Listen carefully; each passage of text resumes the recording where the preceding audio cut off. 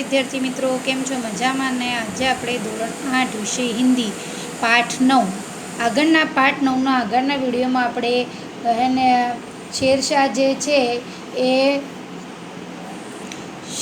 જે છે રોહતાસ દુર્ગ ઉપર આક્રમણ કરી અને ચૂડામણીને મારી નાખે તે છે અને ચારે બાજુ તેના સૈનિકો ફેલાઈ જાય છે તો એમને મમતા ના મળે ત્યાં સુધી આપણે આગળનો વિડીયો समझा था। હવે આપણે समझीशु। काशी के उत्तर में स्थित धर्मचक्र विहार मौर्य और उसके गुप्त सम्राटों की कीर्ति का खंडहर खंडित शिखरों और भवन तृण गुल्मों से ढके हुए प्राचीन और ईंटों के ढेर में बिखरी हुई भारतीय शिल्प की विभूति ग्रीष्म की चंद्रिका में स्वयं को शीतल कर रही थी।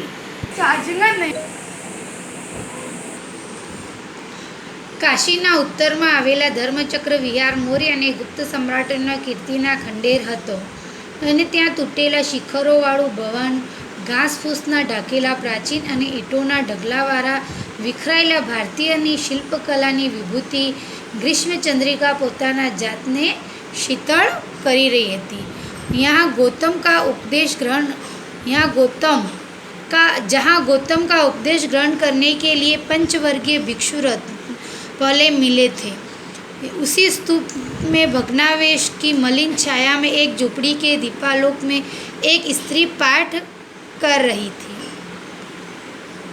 જ્યાં પહેલાં ગૌતમનો ઉપદેશ ગ્રહણ કરવા માટે પંચવર્ષીય ભિક્ષુ મળેલા હતા, જ્યાં ગૌતમનો ઉપદેશ ગ્રહણ કરવા માટે પંચવર્ગીય ભિક્ષુ મળેલા હતા તે જ સ્તૂપમાં ભગ્નાવેશ ધારણ કરેલી ત્યાં ઝૂંપડીમાં એક દીપકમાં પ્રકાશ હતો અને ત્યાં એક સ્ત્રી પાઠ કરી રહી હતી।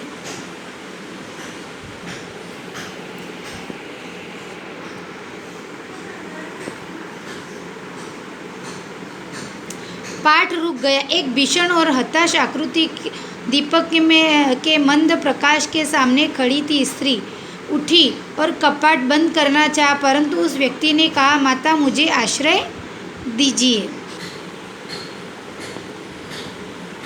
पाठ रोकाई गयो। एक भीषण અને હતાશ આકૃતિવાળો દીપકના મંદ પ્રકાશના સામે ઊભી હતી। સ્ત્રી ઊભી થઈ અને જેવું બારણું બંધ કરવા માંગતી હતી ત્યારે જ એક વ્યક્તિએ કહ્યું કે માતા મને આશ્રય આપો। તુમ કોણ હો? સ્ત્રીને પૂછા એટલે તે પૂછે છે તમે કોણ છો? હું મુગલ છું। ચોસા યુદ્ધ में शेरशाह ने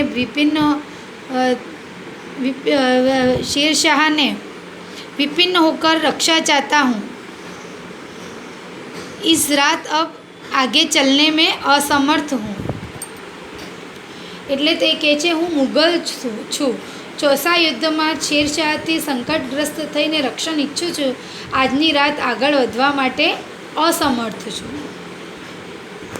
क्या शेरशाह से? स्त्री ने अपने होंठ काट लिए। કહે છે કે શું શેરશાહ? આવું કહીને દાંત વચ્ચે હોંઠ દબાવ્યા। हाँ माँ, परंतु तुम भी वैसे ही क्रूर हो। वही भीषण रक्त प्यास, वही निष्ठुर प्रतिबिंब तुम्हारे मुख पर भी है।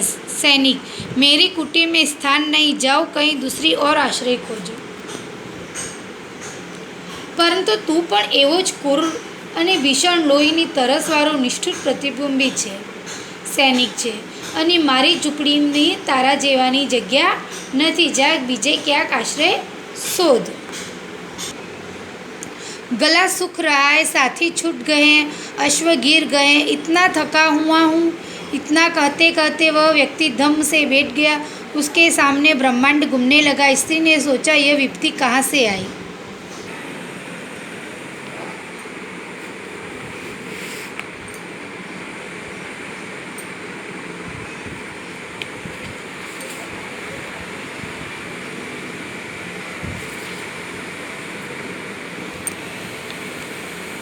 प्रभात में खंडर की संधि में से ममता ने देखा कि सैकड़ों अश्वारोही उस प्रांत में घूम रहे हैं और अपनी मूर्खता पर स्वयं को कोसने लगी। સવારમાં તેને જોયું તો ખંડરમાં તિરાડમાં મમતાએ જોયું કે સેંકડો અશ્વારોહી તે ફરી રહ્યા હતા, એટલે પોતાની મૂર્ખતા ઉપર તેને પશ્ચાताप કરવા લાગી। एकाएक झोपड़ी से निकलकर उस पाथिक ने कहा, मिर्जा मैं यहाँ हूँ। अचानक તે ઝૂંપડીમાંથી નીકળ્યો અને પાથિકને કહ્યું કે મિર્જા હું અહીં છું। शब्द सुनते ही प्रसन्नता से चित्कार ध्वनि से वह प्रांत गूंज उठा। ममता अधिक भयभीत हुई।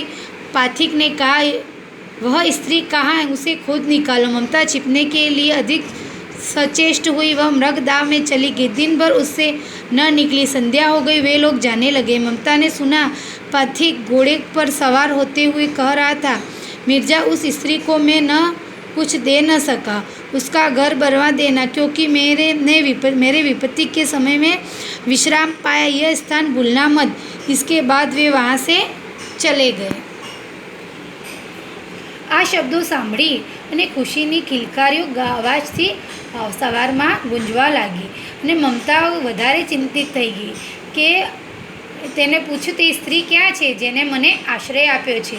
આવું સાંભળ્યું તો મમતા જે છે મૃગદાવમાં સંતાઈ જાય છે અને આખો દિવસભર તે બહાર નીકળતી જ નથી અને સાંજ થવા માંડી એટલે બધા સૈનિકો જતા રહે છે અને મમતા આવું સાંભળ્યું એટલે પાછી ઘોડા ઉપર સવાર થઈને કહેતો હતો, મિર્જા તે સ્ત્રી માટે હું કંઈ ના કરી શક્યો। મિર્જા એવું કહ્યું, તે સ્ત્રી માટે હું કંઈ ના કરી શક્યો જેને મને આશ્રય આપ્યો, તેનું ઘર બનવાડી દેજો, કારણ કે હું સંકટના સમયે ત્યાં મને વિશ્રામ મળ્યો છે, એટલે હું આ સ્થાન ક્યારેય ભૂલું નહીં।